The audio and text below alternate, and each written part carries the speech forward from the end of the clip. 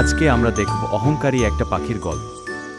তার পালকের রং রূপে সবাই খুব প্রশংসা করত, তাই শুনে সে অহংকারে ফেপে উঠত।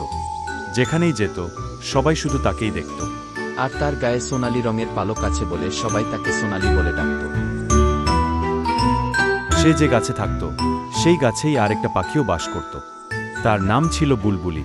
তার গায়ের রং ছিল কালো, তাই সোনালি তাকে সব সময় ঠাট্টা বিদ্রুপ করত। দেখ বুলবুলি, সবাই কেমন আমার দিকে হা করে তাকিয়ে আছে।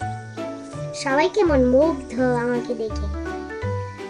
আমার সোনালি ডানা, আমার মাথার রঙিন ছুটি, তোর তো এসব কিছুই নেই।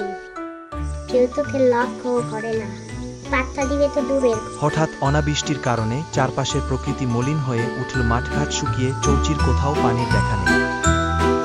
বনের সব পশুপাখি আতঙ্কিত হয়ে দিশেহারা হয়ে পড়ল সবাই। নিরাপত্তার খোঁজে ছুটল যে যার মতো। সোনালির সেই সোনালি পালক জলের অভাবে মলিন হয়ে উঠল, আর ধীরে ধীরে দুর্বল হয়ে পড়ল সে।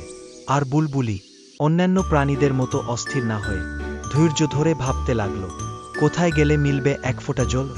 হঠাৎ মনে পড়ে গেল দূরের এক পাহাড়ের ঢালের কথা।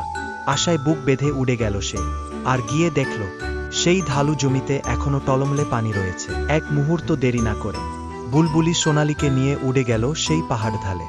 জলের ছোঁয়ায় জেগে উঠল সোনালির নিস্তেজ দেহ। প্রাণে ফিরে পেল সে। বন্ধু, আমি তোমার এই ঋণ কখনো ভুলবো না।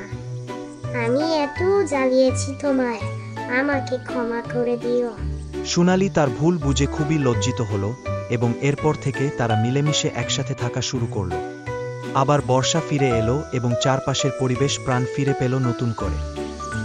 এইভাবেই তারা খুব ভালো বন্ধু হয়ে উঠল।